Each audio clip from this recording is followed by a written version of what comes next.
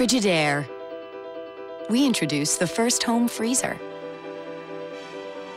the first pulsator agitator washer, and now we introduce the Frigidaire Orbit Clean dishwasher, designed with a unique wash arm that gives you 4 times more water coverage for a consistently better clean. Frigidaire, over 90 years of legendary innovation. See the full line of Frigidaire appliances at Ventura TV Electronics and Appliances. Hi, I'm John Mallos. Welcome to this live edition of Connect With Me on the showroom floor at Ventura TV on this day. As you can see, we're on at 10 o'clock in the morning.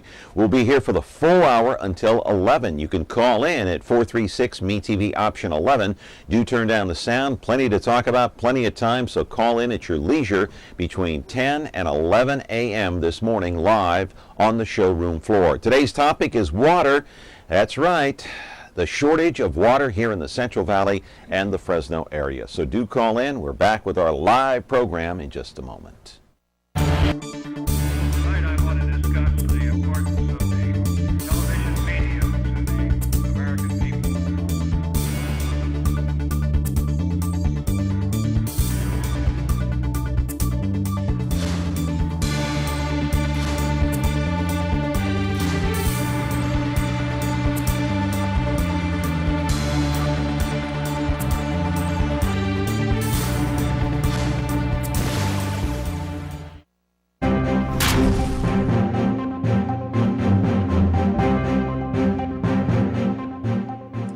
Glad to have you along on the program here today on Connect With Me on MeTV Fresno, of course. And as you can see, we're on at 10 o'clock in the morning live here. We'll be here for the full hour. This is our first day being on at 10.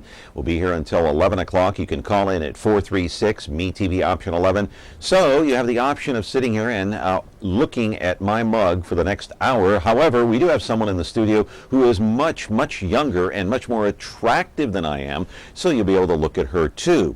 Although she is married, don't call in, no dates, anything like that. 436-MeTV option 11. The topic today is water.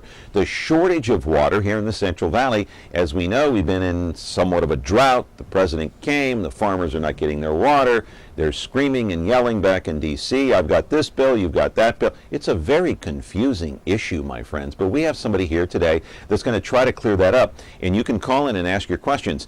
In the meantime, I can't get enough of seeing the video that you are about to see. Look at that. Can you, I mean, I can look at this 1,000 times over. This is Millerton Lake. Shocking, stunning video taken by a drone, 43% capacity, all thanks to little rainfall. In fact, a huge mound in the middle of the lake is normally only visible by a few feet. That mound right there, as you can see, fully exposed, a lot of lake bottom there. You can see a rare sight indeed right here. Mostly farmers and many of the small towns that surround Fresno could be left completely dry in the coming months. Also places like Pine Flat or as low as 17%, I understand. Water levels haven't been this low in years and years and years. The drone took some spectacular footage of that mound, I'll tell you. Amazing when you consider just a couple of years ago it rained so much, water was flowing over the Friant Dam, yet it flowed right into the Pacific Ocean. All thanks to the Endangered Species Act, which protects the wildlife such as the smelt and, of course, the salmon. Live in our studio right now is Jennifer T. Buckman. She is the legal counsel for the Friant Water Authority. Jennifer T. is here to take your phone call, so call in if you want at 436-MeTV option 11. Jennifer just returned from Washington, D.C. last night, where she was meeting with members of Congress and maybe other people. We'll talk to her about that, what that trip was all about. It had to do with water. There is a bill right now, of course, that passed the Congress, 3964. That's the H.R. 3964. That's the what bill was that? What bill was that? Was that Valadeo? Valadeo. That was the Valadeo bill. See, I was right about that. But Devin Nunes is supporting that and all the rest. 436-MeTV option 11. We're back with our live program for a full hour in just a moment. When you're looking for KitchenAid innovation and quality, who has the answers, the selection, the price? Ventura TV Appliance. With billions in nationwide appliance buying power, more than Home Depot and Best Buy combined, will help you save. Our low prices on Energy Star qualified KitchenAid appliances save you energy and money, and pay no interest on select models when paid in full within 12 months. Ventura TV Appliance, serving you since 1951. Are you frustrated? Are you tired of hearing about the water issue here in the city of Fresno or the entire Central Valley? It seems like we're the only place having water issues despite the drought. You know, Los Angeles has their cut, San Francisco has their cut, Sacramento has their allocation of water, so there doesn't seem to be too much screaming and yelling. And why would San Francisco be screaming and yelling? They have Hetch Hetchy, which is, I don't know, what is it, 80, 90% full? They're not yelling and screaming because they have their allocation. If they didn't, you would not only hear a lot of screaming, but you'd see a lot of changes, of course, in Congress and the Senate. Jennifer T. Buckman is here from the Front Water Authority. How are you? I would shake your hand, but you're not feeling good today, I'm not feeling that well. So. All right. Okay. So you just returned from D.C. We did. And tell me in detail what happened, because we have a full hour here today, so you can talk all you want, Jennifer. Well, we've been to D.C. several times this year, as you might imagine, and the reason for this trip is because the Senate is still trying to pass a bill, and we were talking to the Senate about getting the bill through that House. Who'd you talk to when you were there? We talked to senators actually from other states, and you're going to test the limits of my memory on that. That's okay. That's okay. So Kansas, from other Idaho, states. Okay. yeah. Okay. And what is their knowledge and their feelings about us here in the Central Valley? Well, a lot of them are also from farming communities, farming states, so they are very sympathetic with our plight. They understand how drought can be devastating, and they're trying to help us. You know, there are various things in the bill that some of the Republican senators have philosophical objections to. So, Such as? Well, it had some direct spending in the first version of Feinstein's bill. So that got stripped out in the second version. And they've been working, Senator Feinstein's staff has been working very, very diligently trying to get those Republican senators comfortable enough to vote for the bill so they can get it out of that House. So explain again. There was some stripping of what in the bill? Money. Money. Yeah. Because why? Because some of the Republicans have a philosophical objection to direct spending, increasing the debt that's not offset by other reductions in programs. So our position is, look, this drought is our Katrina. You know, it's a disaster. You shouldn't have to have an offset for disaster funding, but that's a difficult hurdle for some of the folks that we need to have support. Do the other senators from the other states understand what the situation is here in California? I think so. You're not sure? Well, I mean, we didn't talk to the senators directly. We talked to their staffs, and I believe that their staff understands the severity and nature of the situation. Like, one of the guys used to be the Deputy Secretary of the Interior, and we'd met with him several times in that role. So he has familiarity with our area, very understanding of the problem. One of the things that he said to us is, you know, it's going to be important for the Republican side of the equation to have long-term ESA reform or a fix on the table as part of the next step in the legislative process, and we wholeheartedly agree with that. Yeah, and so they understand the dynamics here? Yeah, they understand how challenging those dynamics can be. They understand that there's a bill that passed, of course, in Congress, H.R. 3964, I believe? 3964. 3964, that's the Valadeo bill, which Yeah. that's his proposal. So what's the difference between the Valadeo bill and the bill that that's trying to get out of the Senate? What's the major difference? 30,000 foot level approach, I guess, would be the Valadeo bill is looking more at a long-term fix, long-term solution for the problem with exporting water through the Delta. So they're looking at long-term ESA relief. While the Senate bill is doing looking what? at short-term immediate relief for the drought. Okay, so that's the biggest difference, and I So wonder it's a how big that's difference in approach. huge difference in approach. So Yeah. I'm wondering how that's even going to get fixed. Well, that's part of why a lot of the water users have been going back and forth to D.C. for a while now, because assuming that the Senate is able to pass a bill, then the two houses will have to work together to reconcile some of those differences or come up with an alternative approach that's saleable to both houses. Right. So the way it works is the House has a bill that's already passed. Right. The Senate is working on one. If the Senate passes one, now the Senate and the Congress have to come Try and together. come together, but they're very far apart in the two approaches of the two bills. So there's a lot of Right. work that would still have to be done. Yeah. So how long were you there for? A couple of days? Or? Yeah, we typically go back for 2 or 3 days. When we were there, Joel Nelson from California Citrus Mutual was also there. The previous week, there had been guys from the West Side. They've been hit hard by all Did you meet at water all loss. with our people in California? Did you meet with Feinstein? Did you meet with Boxer? Did you meet with Valadeo, Nunez, I personally did Costa? not, but some of my Okay. directors and board members and managers did. They did. Yeah, with And? McCarthy and others. They're doing everything they can to help us. It's a frustrating process for all involved. But the argument, of course, is from the Republican side is that Boxer and Feinstein are roadblocks. Yeah, that they're Feinstein not is doing working enough. very, very hard to try to move this bill, and all of the Republican senators from out of state, all the staffs for those offices that we talked to yesterday were uniform in saying she's working really hard to try to move this bill. Boxer has some philosophical objections to anything touching the ESA, and we met with her chief of ESA staff. meaning The Endangered Species Act. Endangered Species Act. Okay, that touches that. Why? Because she views the environmentalists as her constituency. That's a huge hurdle then. That's a Yeah. gigantic hurdle. I mean, if you don't want to That's- touch the Endangered Species Act, then you're going to continue to have this same problem down the road. It's not going to be even a short-term fix. It's going to be long-term where these problems will continue to exist. Yeah, and I didn't say that she doesn't want to touch it at all ever. She's afraid of the polarizing debate of where it becomes you either have to repeal it or give us a waiver, or it's all or nothing. Repeal it, give us a waiver, or live under this crazy regime that we live under now. Her staff is also, a lot of the congressional staff have been involved on the conference calls that we have with the regulatory agencies this year, and they've seen how absolutely absurd this process is and that it's not following good science and that the agencies just, they can't make this process work. So she understands that there needs to be a fix.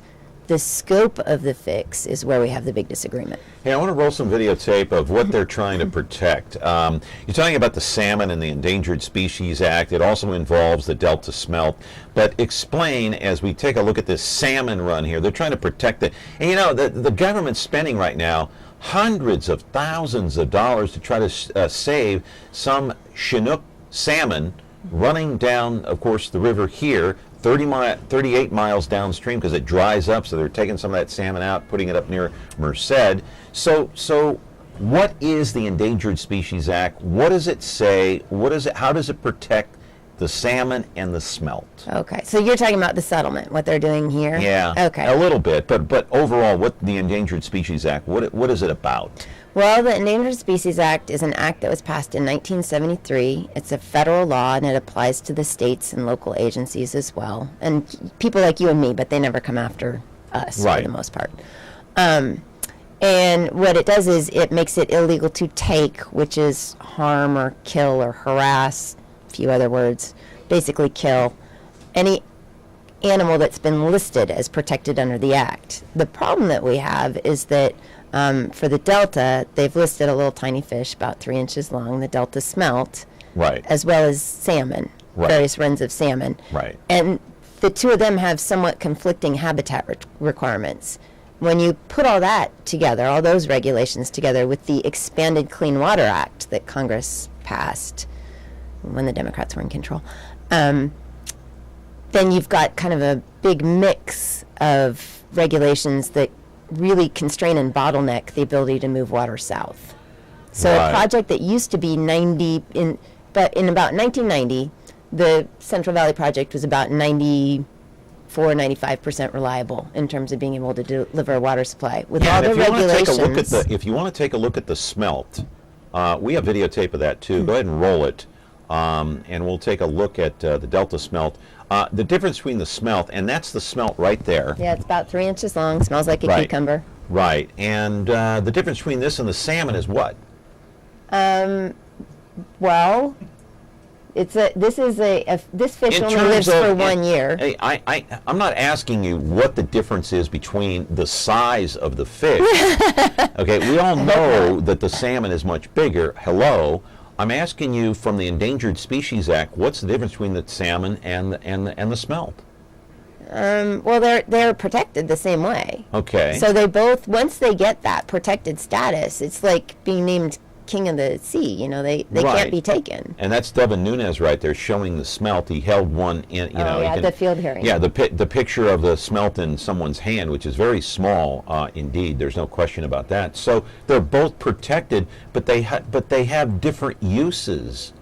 The well, there's salmon no we real eat. use. What do you use the smelt for? There's no real use. And so why are we protecting smelt that has no use? Yeah, so some agencies, some entities have made that argument that you shouldn't protect the smelt because it doesn't have a value in interstate commerce. And that's one of the triggers for the ESA is that you have to have it's supposed to be an animal that has a value Does nationally. it help in terms of the ecosystem?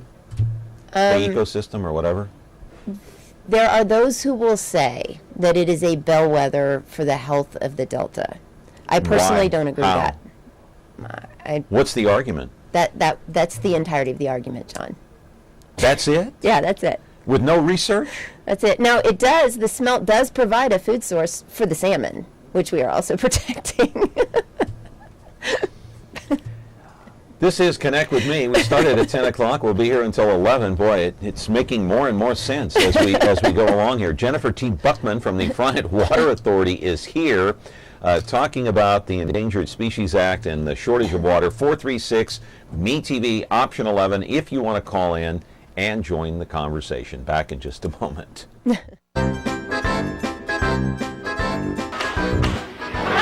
Don't you ever hit me again!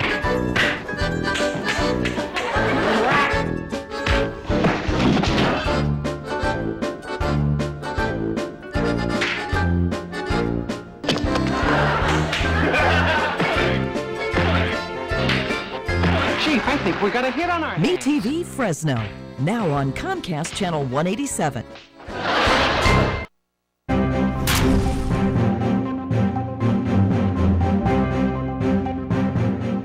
We're here talking with Jennifer T. Buckman. She is the legal counsel for the Friant Water Authority, and we're talking about this. So the smelt has absolutely no value except to the salmon. It has no commercial And we're value. trying to protect the salmon.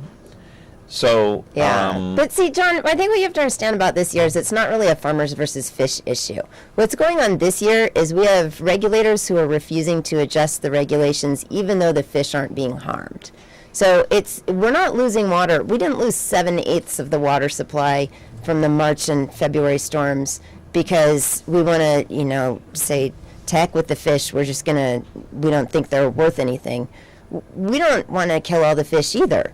But when you have a period of time where you've got all these storms coming and there are records of salvage so that no fish have been killed at the pumps through the end of March, and yet they're still releasing 7/8 of the water to the ocean from each one of those storms, that's an unacceptable result. That's why we need the ESA fix. whose fault is that then? That all that water went down? It's the regulators. Regulators meaning what? Be specific. There's essentially 5 agencies that are working together on the drought plan. Yeah, but aren't they following federal law?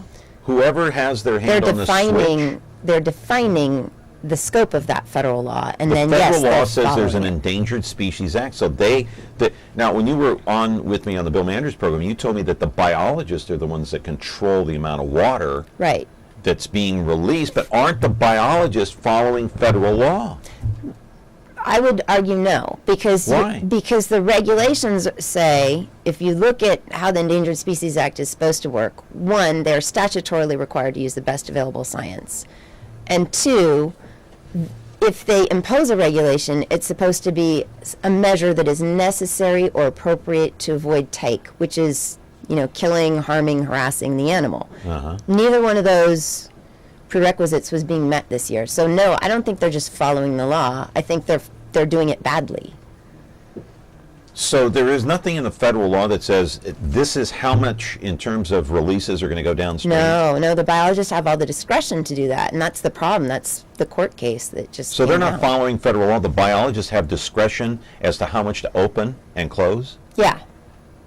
And that's where the projects are And really they have having a control of the bottleneck. pumps too, whether or not to open up the pumps to let the water come in through on the west side, the east side. Yeah, de facto they do. Yeah, they do. Okay. I want to roll a piece of videotape on Temperance Flat, and if that was built, any difference that would make in terms of storage, and do you ever see this thing being built? Yeah, it would make a difference in terms of storage. That's the point of it. And that would be a good thing to have more storage, because clearly south of Delta storage, the importance of Temperance Flat is geographically it's located down here. So you'd be in favor of Temperance Flat? Yeah, our agency, our board is in favor of Temperance Flat. The problem is, before we build new reservoirs or new facilities, we need to have better assurances on how they're going to be run. Because if you spend billions of dollars building a big facility like this and you send the bill to the contractors, you can't then, again, let the biologists generate a zero water supply out of that. That is unacceptable. Yeah, so you're talking about building it, but then let's not spend billions and then let these... I was going to say, let these kooks run, determine how much water is going to go downstream and how much water the farm. I mean, if what you say is true, that the biologists have discretion on how much to release, then how come they're not using common sense? Why is it that they can't see that there should be a balance? Nature has a balance too. Right. And we're looking for a more balanced approach. That's exactly right. That they don't grab all the benefits of the stored water in the dry years and take them exclusively for the benefit of the environment. That the environment needs to share that pain. It's share and like. That's what the contractors They're propose. giving all the water to the fish. Well, 7/8. Well, 7/8 of it, and the rest is storms. going in the ocean. Yeah, we lost about 1.5 million acre-feet so far. Since this year. when? In the 3 storms. We normally, Since January? Yeah, now all the storms happen to come in February and March, but yes. Right. So since the beginning of the year, we've lost about 1 million, About 1.5 million. 1.5 million acre feet of water. Yeah, that's so rough. I'm how not much, a hydrologist. That's just a rough estimate. Okay, but how much would that have helped the farmers? Friant is right now, we have zero water supply, and we're scrabbling, madly trying to get the last 260,000 acre feet delivered to the exchange contractors so that Friant can have, the images you showed of Millerton. Yes. That can go, those 200,000 acre feet-ish, can go to the Friant farmers and keep their trees and crops alive if we can get 260,000 acre feet through the Delta to the exchange contractors. So we're talking the volumes that we're talking about, 1.5 million acre feet going to the fish versus we need 260,000 for all the people. We're not greedy. We've got 70% or more of Friant's service areas in permanent plantings, orchards, vineyards that can't go without if water. the biologists are not following federal law and they're just using their own discretion, why can't you take them to court and sue them? We could. Well, why don't you? Because it would take 3 years and it won't give us water yet this year. I'm not it would make ruling it out headlines. down the It would road. make headlines. Yeah, not really. Maybe it wouldn't. Probably not. Because everybody's suing them all the time because this isn't the only place where they do this. Where else do they do it? New Mexico, Snake River in Idaho, Rio Grande, Lake Mead.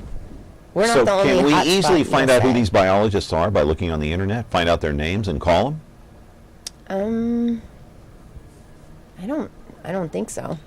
It's the National Marine Fisheries, right? Yeah, Those are National the Marine people? Fisheries Service. They're the ones in control? Yeah, well, yeah, as a practical matter. Whenever the salmon regulations are controlling, they're the ones in control.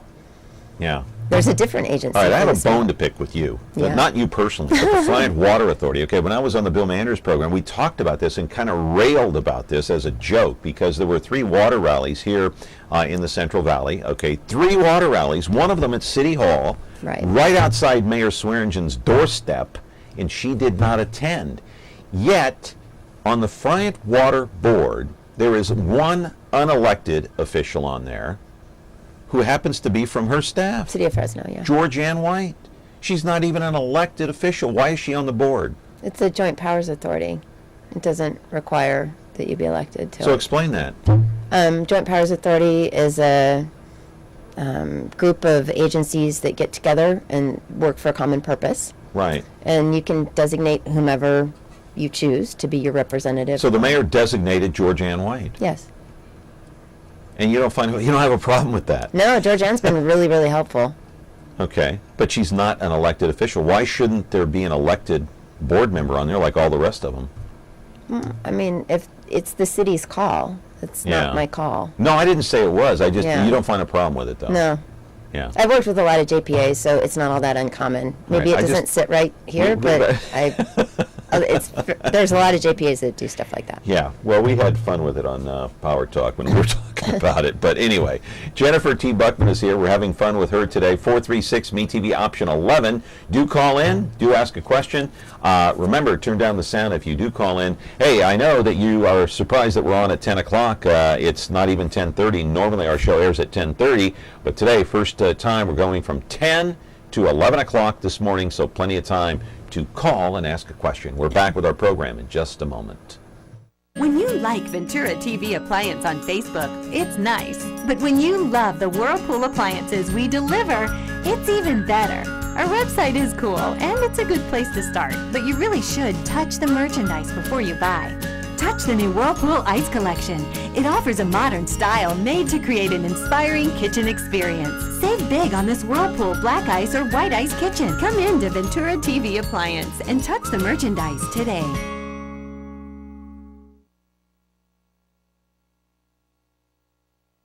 We're back here on the show, Connect with Me, on Comcast Channel 187. So just informed by my trusty staff here that you, what are you laughing at?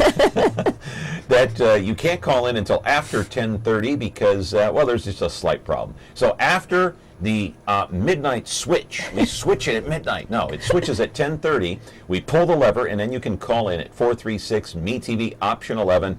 Remember, do turn down the sound. In the meantime, Jennifer Buckman is here from the Friant Water Authority.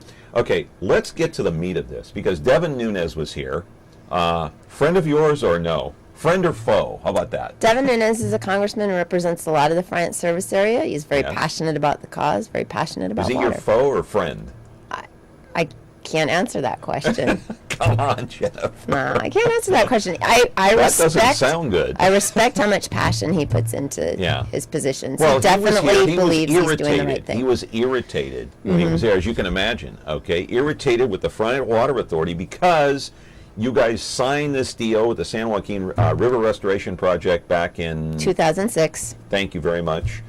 When the Democrats were in charge, Pelosi was in charge. You signed this deal to release all this water downstream. I don't know if these figures are right. It said that you could release up to 225,000 acre feet of water downstream. I don't know if that's per year or if that's during a short period of time. Anyway, those figures may or may not be right. It's not quite accurate. Okay. It's not far off either. Okay, so what is accurate? Well, on average, to date, Yes. the river's not connected yet to the Merced. So to date, the average amount of water released has been 183,000 acre feet per year.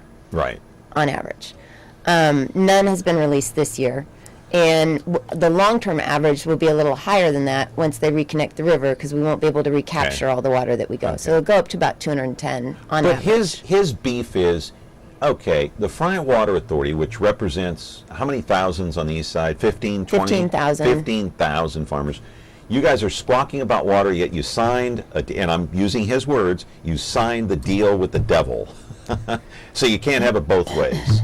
Well, we signed a deal because the alternative to the deal was to lose 511,000 acre feet of water per year. As opposed to, say, roughly 300,000. As opposed to 210. 210, okay. So that was the calculus we made. Now, before we signed the deal, they litigated this and fought hard from 1988 to 2006.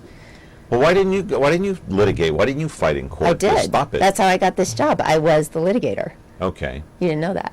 Okay. No, but why didn't you fight it to the point where you didn't have to sign the deal? Well, You just say, hey, hit the road. We're not signing that. Well, the judge disagreed with that. The judge kept ruling against us. Okay. So Nunes' claim isn't exactly accurate? It's not.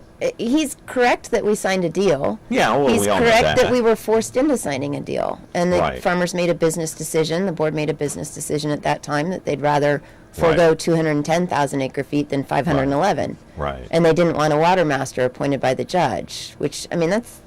You think Yeah. the biologists are bad? Imagine if you had a judge running the water system. See, this is the same judge who took over California's prison system. Okay. And he's also the judge who invalidated the Pledge of Allegiance as being an establishment of religion. I see. So you have basically a liberal judge. He was appointed by Jimmy Carter, Okay, a liberal judge. who was and a former attorney for the ACLU. one who believes dearly in the Endangered Species Act, right? Yes. And so, I relate this to having a fish tank in your house and letting yourself become dehydrated to the point where you got to go into the ER for the sake of your fish. Yeah. Am I off No, base that's on not that? far off this year. I mean, we really are looking Yeah. at devastating, crippling loss. Yeah. Go Joel to the Nelson. ER as long as your goldfish have enough water. Good morning. You're on Connect with Me. Your question, please. Hey, morning, John. Hey, Hey. you got a good show going on right now. Hey, thank you very much. I appreciate the call. So what's on your mind, sir? Yeah, this is Frank. Hey, John, the guest there, the thing is, now, John, remember, the guest could remember herself, remember the kangaroo rat years ago? Yes. That, Yes, I do. the situation with the state? Yes. Now, what's that? Go Yes, ahead. we remember. Oh, I was going to say that the same situation here with this little critter here. Now, is the state trying to protect that little thing? And then, like John, like you said earlier, what purpose does it serve? Well, same way with the kangaroo rat. What purpose does that thing serve, you know? It doesn't make any sense. Why is the state trying to protect this little fish here for some reason? Yeah, so and why? You know? They are trying to protect the fish. They think it's an important species, and that's just a policy decision that they've made. Now, you'll remember that what came out of all the kangaroo rat cases was that the Endangered Species Act was amended following those decisions, and the decisions to take farmers and criminally charge them for plowing their own land were so controversial that what ended up happening was under Bill Clinton, the Endangered Species Act was amended to provide things like safe harbor agreements for private landowners and habitat conservation assurances. The no surprises policy was put into place so that if you made a deal with the government about how you were going to run your land, they couldn't come back and ask for more later.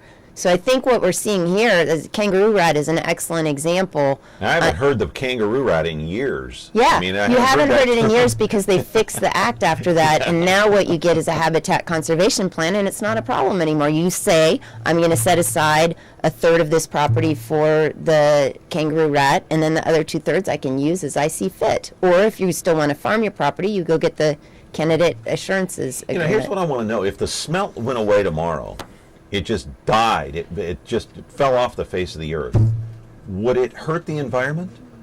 There are people who claim it would.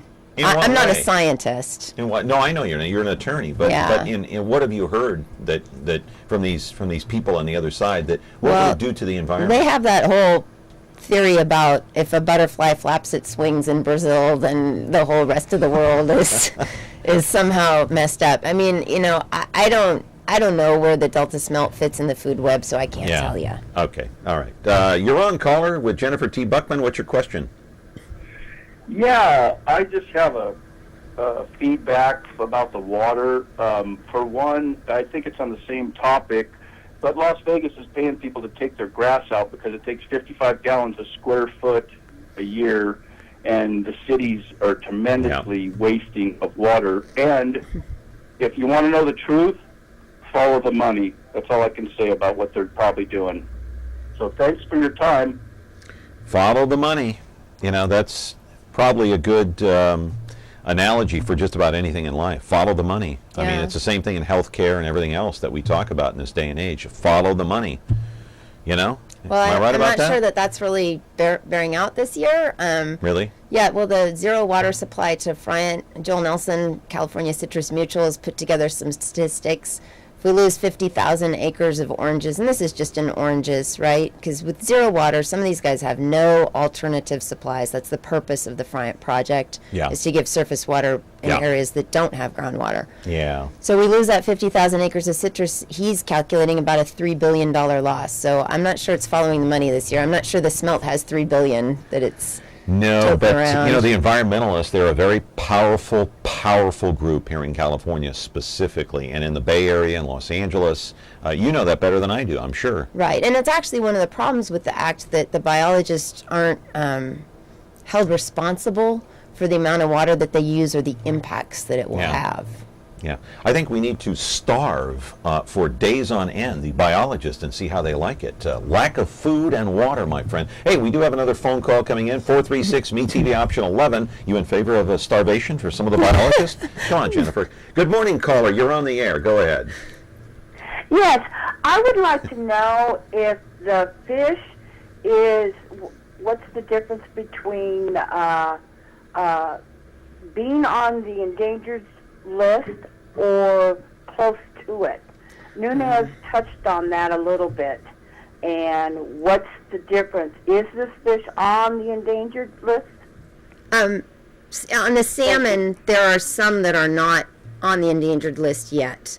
But they are, if they are considered close to being on the endangered list, they can get a status called candidate, which means that they are a candidate for being listed in the future. What's that, like on a standby list, like on a plane or basically, something? yeah. You're on a standby You're on list. standby to be fully protected, so we're going to partially protect you between then and now. Well, how about putting the farmers on the Endangered Species Act? You know, how about putting them on a standby list? Some of my guys have talked about that this year. We're losing trees that are 100 years old. We got people pushing out trees that are 100 years old that their grandfathers That should be a federal planted. crime. That should be a federal crime.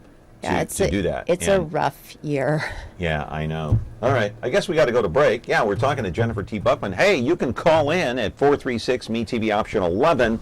Do you think that we should starve some of those biologists that have their hand on the faucet, my friends?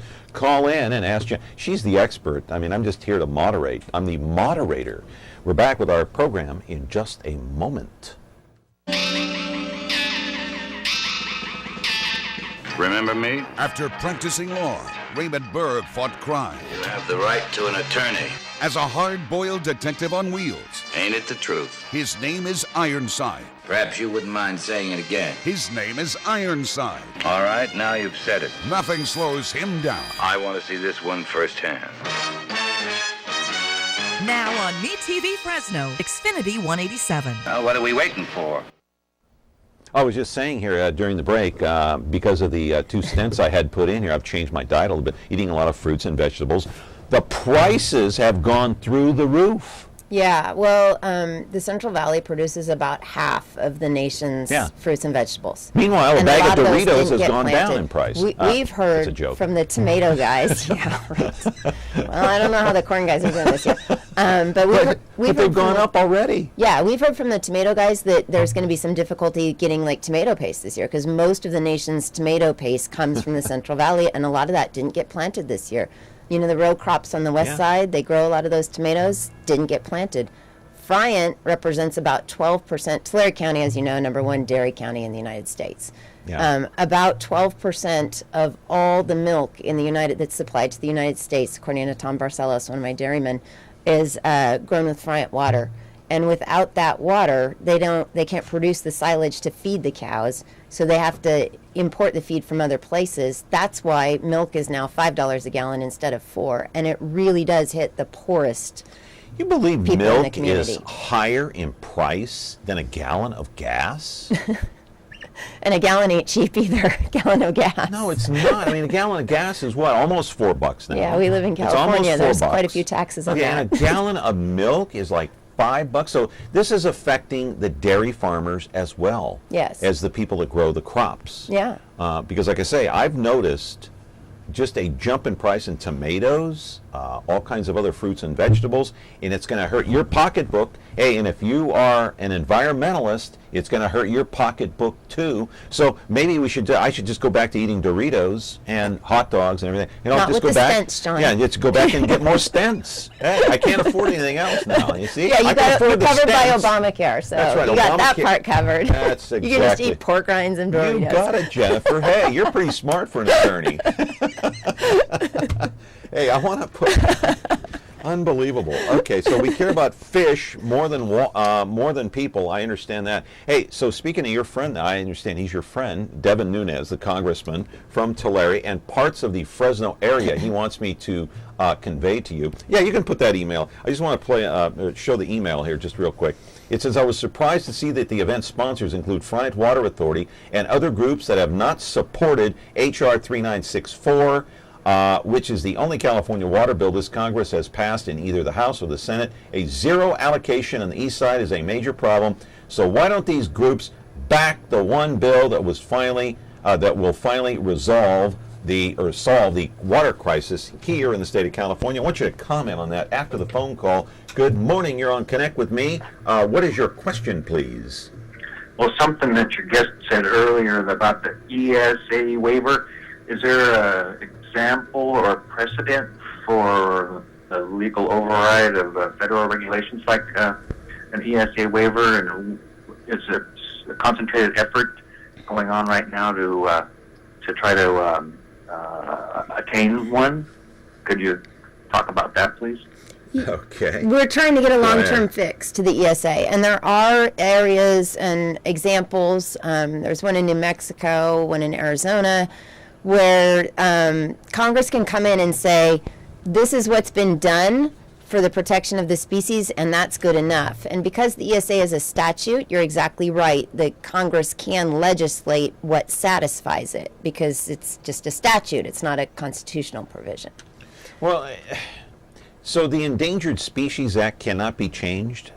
It can't be changed. It's politically very sensitive right now. Can it be changed without it going through Congress or the president? No, it has to go through Congress. It has to go through Congress. There are regulations that can be changed without in other words, you can't go to court and change it.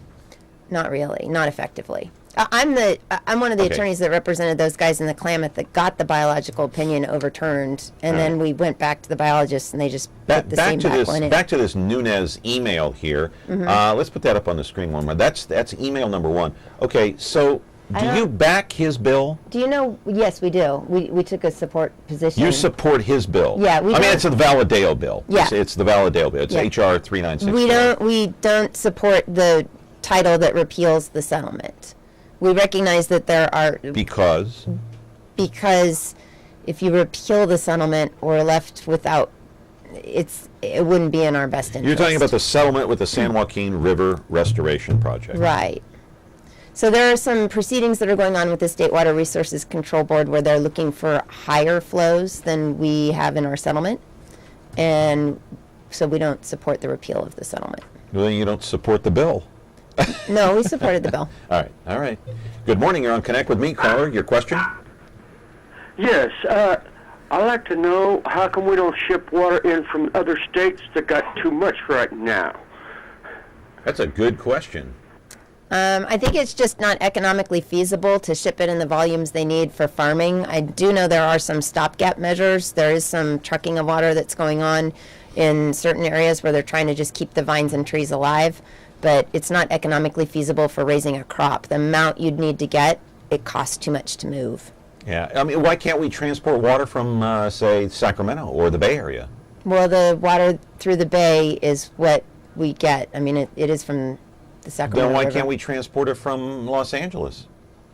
LA's got their supply. They ain't got nothing. Well, they have more than we do. They have...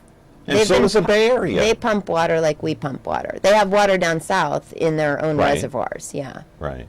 But we can't pump it backwards against gravity. All right, getting back to this Nunes email, you know, if he was here sitting next to you, he'd say, you do not support my bill because you don't want to repeal the agreement. Well, I think within the context of legislation, support if amended or support with changes is a very common position. So I don't think it's as black and white as all that.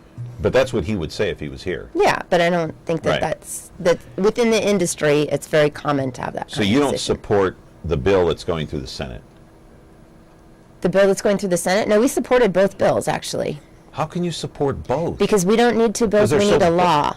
I know, but that bill is so much different than the 3964. You have to support both bills in order to be able to get a law passed. Okay. So, I mean, at our last board meeting, I think Tom Barcelos put it best when he said, we support both, we want them both to go forward, we need them to get together and make a law out of this. Having each house pass a bill and just let it sit there does us no good. We need a law. We need a law. We need some fixes to the Endangered Species Act. But it sounds to the average viewer, maybe, or the novice in all of this, like you're playing both sides of the fence. We have to get it through both houses. That's the political reality. That's how our system is set up. Good morning. You're on Connect with Me. Question, caller? Hi. Hi. Is this John? Yeah. Hey, go ahead. How you doing today? I'm wondering, why don't they move the smelt and the salmon? Move them. This year they weren't even present in the Delta. I think that's one of the key points, is that they didn't even need to be moved. They just weren't there. There were 0 smelt taken at the pumps through the end of March. So why are we still releasing water downstream then? That's the part that we need fixed, yeah. Yeah, yeah. The part where the biologists have discretion to pretend like they're there. So who are they protecting? They're not protecting anything then. They're protecting their hypotheses that are wrong. They're protecting their political beliefs. Yes. That's what they're protecting, and they're being very stubborn about it. And here's, I'm going to prove the point. Even if the salmon aren't there, even if the smelt are not there, I'm releasing this water because I'm an environmentalist and I believe in the environment. And that's my position. Well, and I'm not because it changing might do some good. In terms of what? I personally feel like it might do some good. In terms of what? In terms of providing some benefit to some fish that we can't find or see.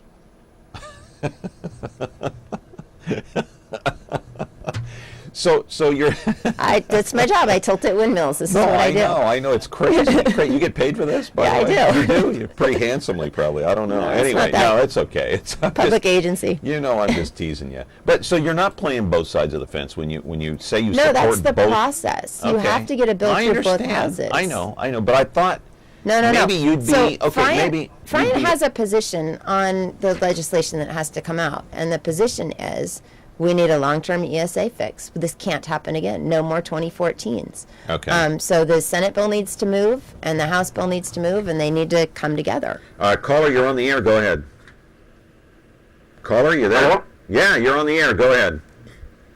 Oh, okay. I was watching it, and I don't sound like it, but I got a couple of things to say. Yeah, go ahead. First thing is, LA is drying up the valley just like it did on the east side of the Sierras. All of those lakes they drain up. Now they're draining us down. And I know people that have gone and worked in Saudi Arabia, and they built desalination plants. Get all the water out of the ocean they want. And I don't know why we can't do that. But I don't know. I think we have to shut LA off from our water up here so we can grow crops. Yeah, that's a good point. Good point. So what about that? Why can't we just go take water out of the ocean? I think we should be looking at desal for sure. And I think it's a really important tool to have in your tool belt with all the other stuff. And for developing water south of Delta for LA, yes, that would be a good idea for them to be taking a hard there's no look at shortage desal. of water in the ocean. Right. It hasn't been technologically and economically feasible for them until recently. But now it's starting to get to be, and they need to take a hard look at it. How about cutting off LA? Can it legally be done? Just say, hey, look, you're not getting any more. Well, so that's an interesting question, because in a year like this, LA's water rights are junior to everybody else's out of the Delta. So they shouldn't be getting water. But they are. Well, the state water contractors may or may not get a 5% allocation in September. So what would, but I thought LA got a lot of their water from the Colorado River, too. Yeah, they do. Okay. They do. Right. And that's also headed for a hotspot meltdown this year. So everything's going to court, it sounds like to me. It's very possible. All right. Good morning. You're on Connect with Me. Caller, what's your question? Hello, Mr. Miles. Hey, I was just wondering, why does California have to feed the rest of the country? I mean, we have enough to feed ourselves. Maybe we should just keep it within the state or within our own local communities and not have to waste water feeding everyone else. It's not our problem. Well, I don't think we're wasting water feeding everybody else. I think, actually, if you look at it from a national perspective, it's a really important idea to have food security. If you just look at the baby milk that came in from China and what happened there, I'm not comfortable with the idea of us importing the majority of our food. I'm not either. Every country that's been positioned next to Russia and had that as its policy got itself in trouble. Yeah. You want to import yogurt from Brazil or Venezuela? No, I'm not. No, I mean, not in favor of that? No, I'm not for the majority. I think you have to be able to feed the majority of your citizens on a regular basis. Otherwise, you're North Korea. How do you know the food supply is safe overseas? How do you know it's safe when it comes across the border? But, how do we know? Our agricultural industry is one of the most highly regulated and highly productive and efficient in the world. Yeah. And we have the benefit of this beautiful climate that we live here in California. And we do it, we just do it better. I mean, okay, we're talking with Jennifer T. Buckman. She is the legal counsel for the Friant Water Authority. Plenty more to talk about here. Plenty of time to call in and vent. 436 MeTV option 11. Do turn down the sound when you call in. Back in a moment. When you're looking for Whirlpool innovation and quality, who has the answers, the selection, the price? Ventura TV Appliance. With billions in nationwide appliance buying power, more than Home Depot and Best Buy combined, we'll help you save. Our low prices on Energy Star qualified Whirlpool appliances save you energy and money and pay no interest on select models when paid in full within 12 months. Ventura TV Appliance, serving you since 1951. 1 Adam 12. This is Adam 12. It stars Martin Milner as Officer Pete Malloy, Kent McCord as Officer Jim Reed. 1 Adam 12, roger. This black and white patrol car has an overhead valve V8 engine. It develops 325 horsepower at 4,800 RPMs. It accelerates from 0 to 60 in 7 seconds. It has a top speed of 120 miles an hour. The automobile has 2 shotgun racks, one attached to the bottom portion of the front seat, one in the vehicle trunk. You want me to drive? Now on MeTV Fresno, Xfinity 187.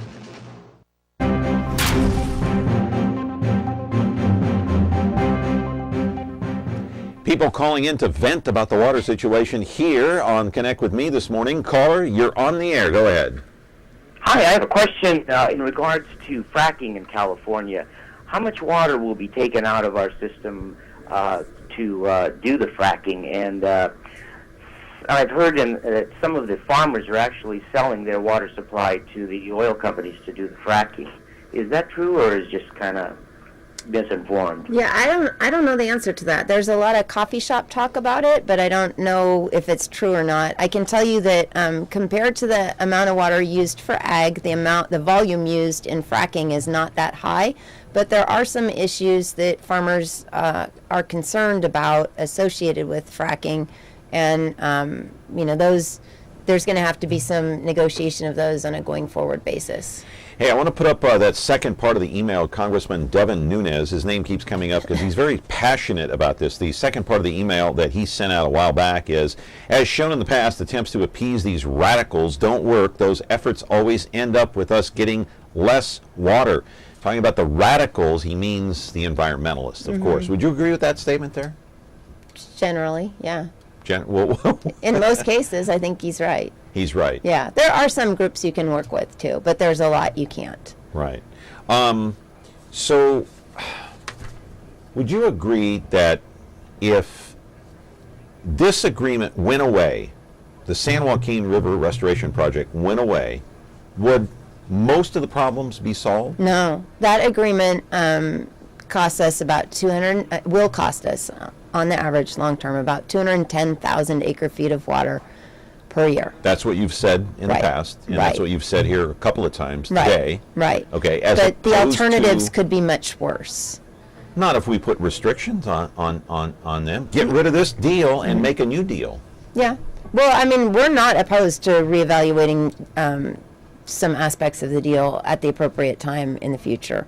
Is it reasonable to think, though, like a person like me, to get rid of this deal, strike a new deal that gives them less water? I think it's more like Obamacare, where, we understand that the deal has some major flaws. There's not enough money for it. Yeah. It's well behind schedule. The timing doesn't work. Yeah. And those issues will all need to be revisited at the appropriate time. The President of the United States came here. I'm not sure how much good he did, but we have a phone call. We're going to talk about that in just a moment. Let's take the call first. We'll talk about President Obama's visit to the Valley in just a moment. Good morning, caller. You're on the air. Go ahead. My question is about the Temperance Flat proposal.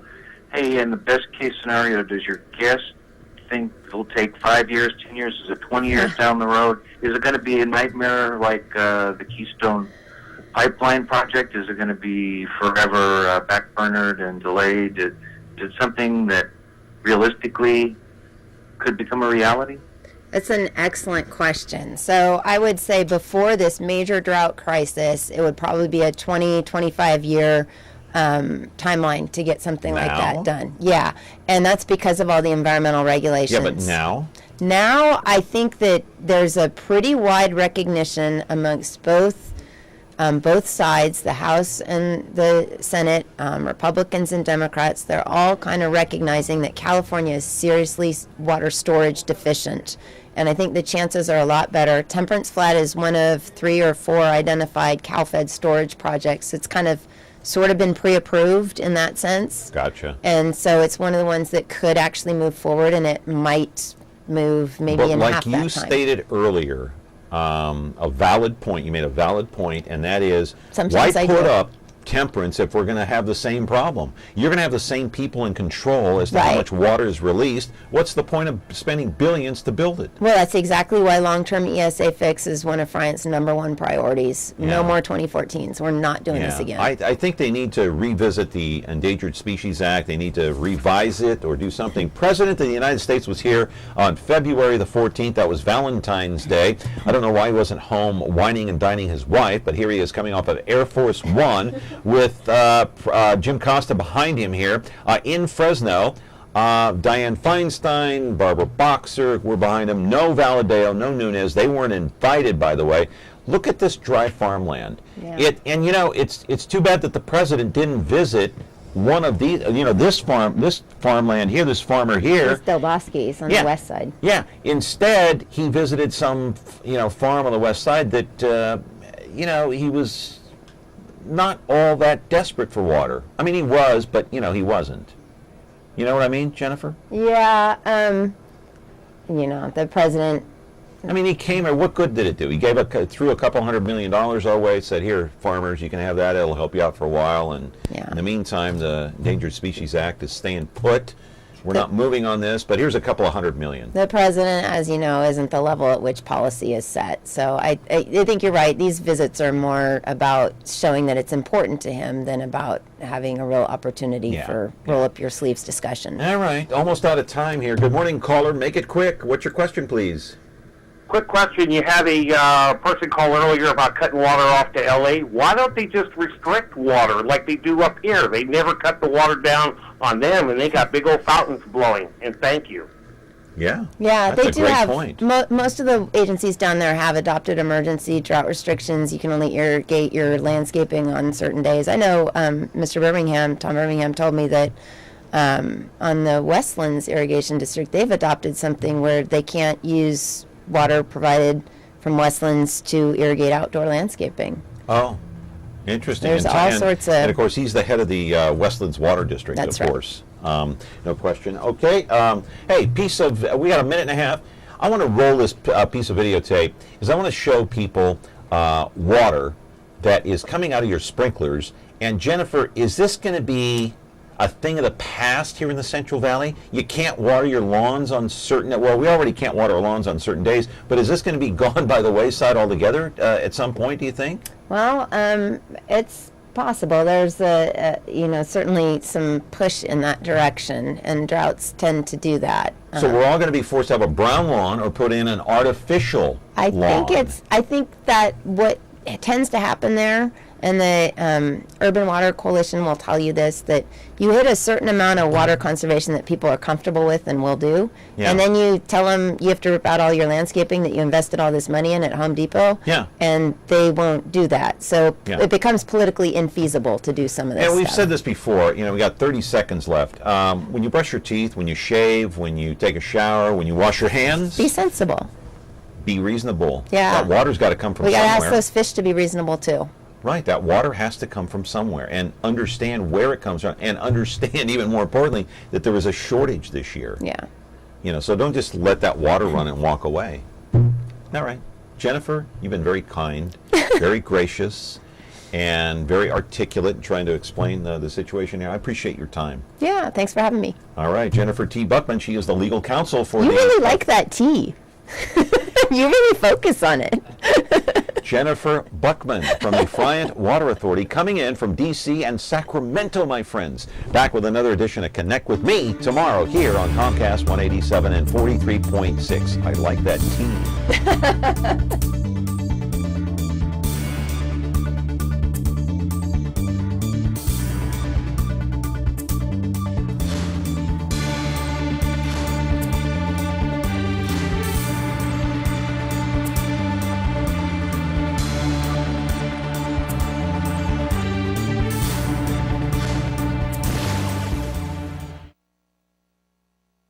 From the pages of history and the untamed prairies of a young nation comes one of television's and America's most memorable folk heroes. Daniel Boone was a man, yes, a big man. Well, you're Daniel Boone.